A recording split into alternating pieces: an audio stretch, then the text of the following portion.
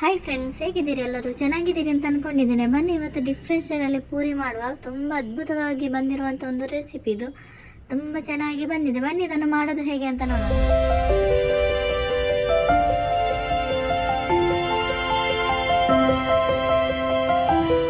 ಇಲ್ಲಿ ನಾನು ಒಂದು ಲೋಟ ತಗೊಂಡಿದ್ದೇನೆ. ಇದರಲ್ಲಿ ನಾನು ರವೆ ಹಾಕ್ತಾ ಇದ್ದೇನೆ. ಒಂದು ಲೋಟ ರವೆ ಹಾಕ್ತಾ ಇದ್ದೇನೆ. ಇದಕ್ಕೆ ನಾನು 1.5 ಗ್ಲಾಸ್ ಬಿಸಿ ನೀರು ಹಾಕ್ತಾ ಇದ್ದೇನೆ. ಬಿಸಿ ನೀರು ಹಾಕಿ 8 ರಿಂದ 10 ನಿಮಿಷ ಬಿಡಬೇಕು. ಹಾಗೆಯೇ 1.5 ಲೋಟ ಬಿಸಿ ನೀರು ಹಾಕಿ 8 ನಿಮಿಷ ಇಲ್ಲಾಂದರೆ 10 ನಿಮಿಷ ಹಾಗೆ ಬಿಡಬೇಕು. ಇದು 10 ನಿಮಿಷ ಆದಮೇಲೆ ನಾನು ಚೆನ್ನಾಗಿ ಮಿಕ್ಸ್ ಮಾಡ್ತಾ ಇರೋದು. ಚೆನ್ನಾಗಿ ಈಗ ಮಿಕ್ಸ್ ಮಾಡಬೇಕು ಇದನ್ನು. ಹಾಗೆಯೇ ನನ್ನ ವೀಡಿಯೋಸ್ ನಿಮಗೆ ಇಷ್ಟ ಆಗೋದಾದರೆ ಒಂದು ಲೈಕ್ ಮತ್ತು ಸಬ್ಸ್ಕ್ರೈಬ್ ಮಾಡೋದನ್ನು ಮರಿಬೇಡಿ. ಹಾಗೆಯೇ ಪಕ್ಕದಲ್ಲಿರುವ ಬೆಲ್ ಐಕಾನ್ ಪ್ರೆಸ್ ಮಾಡಿ, ನಿಮಗೆ ನೋಟಿಫಿಕೇಶನ್ ಬರ್ತದೆ. ಹಾಗೆ ನಿಮ್ಮ ಫ್ರೆಂಡ್ಸ್ ಫ್ಯಾಮಿಲಿ ಜೊತೆ ಶೇರ್ ಮಾಡಿ, ಸಪೋರ್ಟ್ ಮಾಡಿ. ನೋಡಿ, ಇದು ಮಿಕ್ಸ್ ಆಗಿದೆ. ಇನ್ನು ನಾನು ಇದು 4 ಆಲೂಗಡ್ಡೆ ಬೇಯಿಸಿ ತಗೊಂಡಿರೋದು, ಚೆನ್ನಾಗಿ ಮ್ಯಾಶ್ ಮಾಡಿ ಇಟ್ಕೊಂಡಿದ್ದೇನೆ. ಇದನ್ನು ನಾವು ಹಾಕಲಿಕ್ಕೆ ಉಂಟು. ಇದಕ್ಕೆ ನಾವು ಮಿಕ್ಸ್ ಮಾಡಬೇಕು. ಈಗ ಹಾಕಿದನ್ನು ಇದಕ್ಕೆ ನಾನು 1 ಟೇಬಲ್ ಸ್ಪೂನ್ ಜೀರಿಗೆ ಹಾಕ್ತಾ ಇದ್ದೇನೆ. ಒಂದು ಟೇಬಲ್ ಸ್ಪೂನ್ ಚಿಲ್ಲಿ ಫ್ಲೇಕ್ಸ್ ಹಾಕ್ತಾ ಇದ್ದೇನೆ. ಸ್ವಲ್ಪ ಅರಿಶಿನ ಹುಡಿ ಹಾಕ್ತಾ ಇದ್ದೇನೆ. ರುಚಿಗೆ ಬೇಕಾದಷ್ಟು ಉಪ್ಪು ಕೂಡ ಹಾಕಿದ್ದೇನೆ. ಈಗ ಚೆನ್ನಾಗಿ ಇಟ್ಟು ನಾದ್ಕೋಬೇಕು. ಚೆನ್ನಾಗಿ ಇದನ್ನು ನಾದ್ಕೋಬೇಕು. ತುಂಬ ಚೆನ್ನಾಗಿ ಬಂದಿದೆ. ಡಿಫ್ರೆಂಟ್ ಸ್ಟೈಲಲ್ಲಿ ಮಾಡಿರುವಂಥ ಪೂರಿ. ಒಮ್ಮೆ ಟ್ರೈ ಮಾಡಿ. ನಿಮ್ಮ ಅನಿಸಿಕೆ ಅಭಿಪ್ರಾಯವನ್ನು ತಿಳಿಸಿ ಕಮೆಂಟ್ ಬಾಕ್ಸಲ್ಲಿ. ತುಂಬ ಚೆನ್ನಾಗಿ ಬಂದಿದೆ. ಒಮ್ಮೆ ಟ್ರೈ ಮಾಡಿ.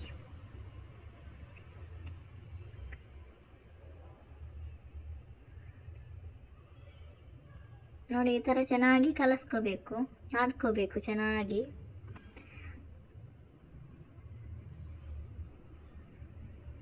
ಇನ್ನು ಇದಕ್ಕೆ ಗೋಧಿ ಹಿಟ್ಟು ಹಾಕಲಿಕ್ಕೆ ಉಂಟು. 2 ಕಪ್ ಗೋಧಿ ಹಿಟ್ಟು ಹಾಕ್ತಾ ಇದ್ದೇನೆ ನಾನು. ನೋಡ್ಕೊಂಡು ಹಾಕ್ಬೋದು ಗೋಧಿ ಹಿಟ್ಟು.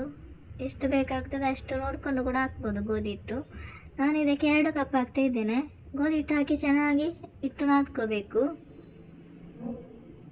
ಇನ್ನು ಇದಕ್ಕೆ ನಾನು ಕಸೂರಿ ಮೇಥಿ ಹಾಕ್ತಾ ಇದ್ದೇನೆ. 2 ಟೇಬಲ್ ಸ್ಪೂನ್ ಕಸೂರಿ ಮೇಥಿ ಹಾಕ್ತಾ ಇದ್ದೇನೆ. ಕಸೂರಿ ಮೇಥಿ ಹಾಕಿ ಚೆನ್ನಾಗಿ ಹಿಟ್ಟನ್ನು ನಾದ್ಕೋಬೇಕು. ಚೆನ್ನಾಗಿ ಹಿಟ್ಟನ್ನು ನಾದ್ಕೋಬೇಕು.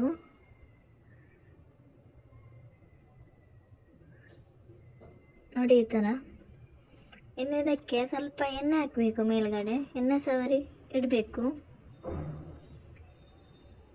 ಕೈಗೆ ಅಂಟುವುದಿಲ್ಲ ಅದಕ್ಕೆ ಎಣ್ಣೆ ಸವರಿದ್ರೆ. ತುಂಬ ಚೆನ್ನಾಗಿ ಬಂದಿದೆ. ಮಕ್ಕಳಿಗೆಲ್ಲ ಈ ಥರ ಮಾಡಿಕೊಡಿ. ತುಂಬ ಇಷ್ಟಪಟ್ಟು ತಿನ್ನುವಂಥ ಒಂದು ಪೂರಿ ಇದು. ನೋಡಿ, ಈ ಥರ ಮೀಡಿಯಮ್ ಸೈಜಲ್ಲಿ ನಾವು ಪೂರಿ ಮಾಡುವ ರೀತಿ ಉಂಡೆ ಮಾಡಿ ಇಟ್ಕೋಬೇಕು. ನೋಡಿ, ಈ ಥರ.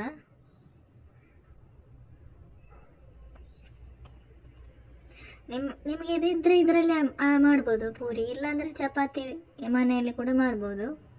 ನಾನು ಇದರಲ್ಲಿ ಮಾಡ್ತೇನೆ ಪೂರಿ. ಬೇಗ ಆಗ್ತದೆ ಅದಕ್ಕೆ.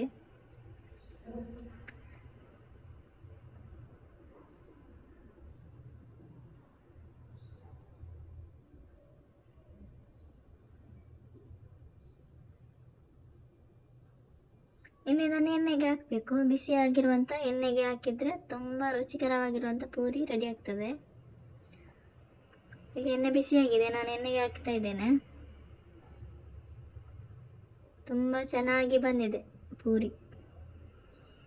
ಟೇಸ್ಟ್ ಅಂತೂ ಅದ್ಭುತವಾಗಿದೆ. ತುಂಬ ಸೂಪರ್ ಆಗಿರುವಂಥ ಟೇಸ್ಟ್. ತುಂಬ ಚೆನ್ನಾಗಿ ಬಂದಿರುವಂಥ ಪೂರಿ ರೆಸಿಪಿ. ಒಮ್ಮೆ ಟ್ರೈ ಮಾಡಿ. ನಿಮ್ಮ ಅನಿಸಿಕೆಯನ್ನು ತಿಳಿಸಿ.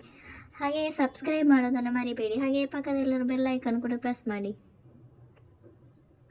ನೋಡಿ, ನಾನೆಲ್ಲ ಮಾಡಿ ಇಟ್ಕೊಂಡಿದ್ದೇನೆ. ತುಂಬ ಚೆನ್ನಾಗಿ ಬಂದಿರುವಂಥ ಒಂದು ರೆಸಿಪಿ. ಪೂರಿ ಎಲ್ಲ ರೆಡಿಯಾಗಿದೆ. ತುಂಬ ಚೆನ್ನಾಗಿ ಬಂದಿದೆ. ಒಮ್ಮೆ ಟ್ರೈ ಮಾಡಿ.